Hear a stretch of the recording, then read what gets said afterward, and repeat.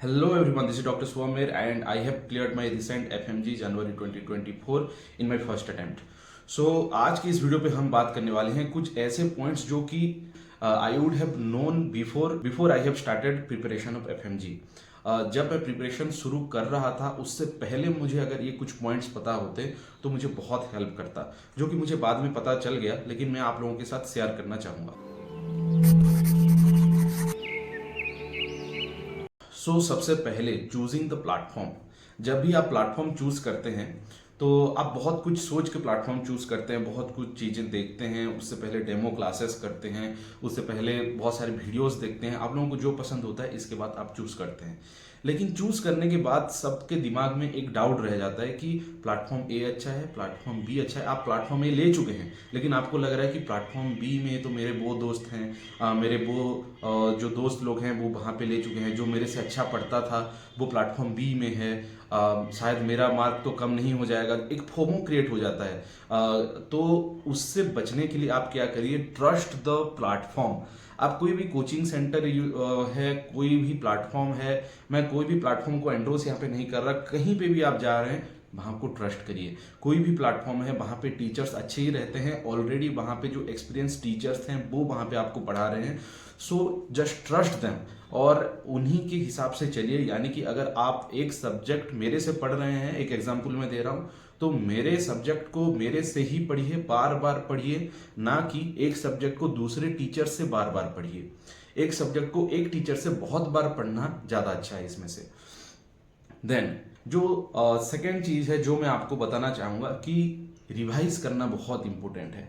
हम लोग सुनते तो हैं कि रिवीजन 4 बार 5 बार 6 बार होना चाहिए, लेकिन हम लोगों को उस टाइम पे दिमाग में नहीं आता, अरे एक बार को मैं अच्छे से पढ़ लेता हूँ और बार बार कौन पढ़े इसको, और उसको हम देखते भी नहीं। उससे बढ़िया क्या है, रिवीजन आपको बार बार करना है, उसी सेम टॉपिक को, सेम नोट को। आप अगर ये कर रहे हैं कि एक ही टॉपिक को आप 15 दिन 20 दिन ले के पढ़ रहे हैं, लेकिन आप देखना अगर एक महीना तक उसको आप छुएंगे नहीं तो आधा से ज़्यादा डाटा तो वहाँ से चला ही जाएगा, आपके दिमाग से उड़ ही जाएगा। तो उससे बढ़िया आप क्या करिए, वही एक चीज़ को एक टाइम टेबल बना लीजिए कि 7 दिन के बाद मैं इसको पढ़ूंगा ही पढ़ूंगा, और 8 दिन के बाद ये वाला सब्जेक्ट और एक बार रिवाइज कर लूंगा, ये वाला टॉपिक एक बार देख लूंगा, सोने से पहले वो वाला टॉपिक मुझे नहीं आता था, अभी अभी मेरे दिमाग में घुसा है, उसको और एक बार पढ़ लेता हूँ। वैसे आपको करना पड़ेगा ताकि आपके दिमाग को बार बार वो घुसे। ठीक है। और आपको स्टार्ट कैसे करना है, ये एक डाउट आपके दिमाग में रह जाता है जब आप प्रिपरेशन शुरू करते हैं। तो आप लोग दो हिसाब से स्टार्ट कर सकते हैं।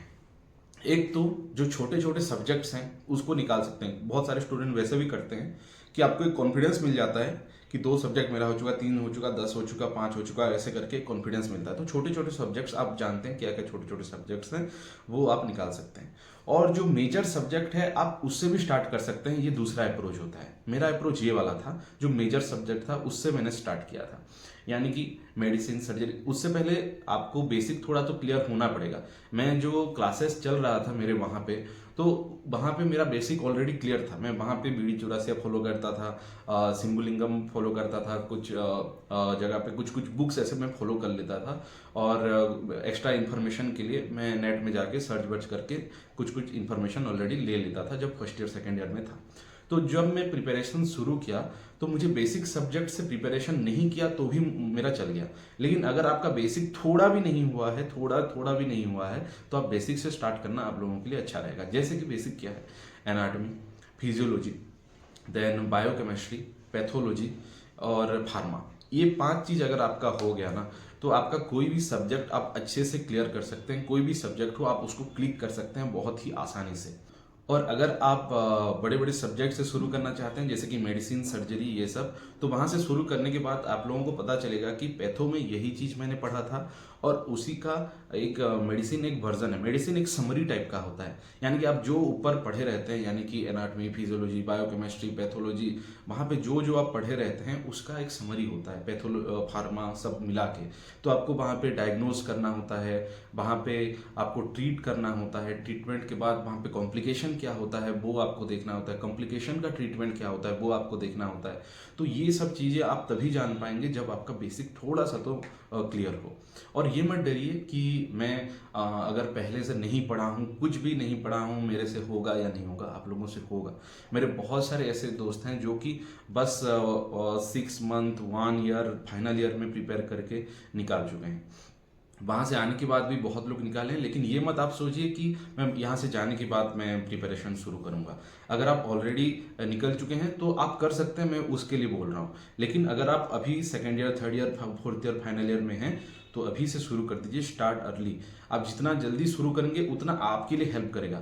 मैं आपको एक टिप्स देता हूँ, जो मैं वहाँ पे पढ़ चुका था, जो मैं आज़मी में था, जब मैं, मेरा एशियन मेडिकल इंस्टीट्यूट है, वहाँ पे जब मैं पढ़ता था तो वहाँ पे जो जो सब्जेक्ट मैंने क्लियर कर लिया था, और मैं आने के बाद जो वो सब्जेक्ट को और एक बार जब मैं रिवाइज करा था, बहुत ही जल्दी ग्रास्प हो रहा था वो। और जो मेजर सब्जेक्ट था वो मैं निकाल चुका था, gynae, then medicine, surgery, patho, then pharma, ये सब मैं जनरली कर चुका था, जो कि बड़े बड़े सब्जेक्ट्स हैं। तो मुझे इसके बाद जो मैं छोटे छोटे सब्जेक्ट में गया तो मुझे बहुत हेल्प हुआ ये सब्जेक्ट से वहाँ पे जाने में। तो आप लोग एक ही प्लेटफॉर्म को ट्रस्ट करिए, एक ही प्लेटफॉर्म से बार बार पढ़िए और आपका हो जाएगा, आप चिंता मत करिए।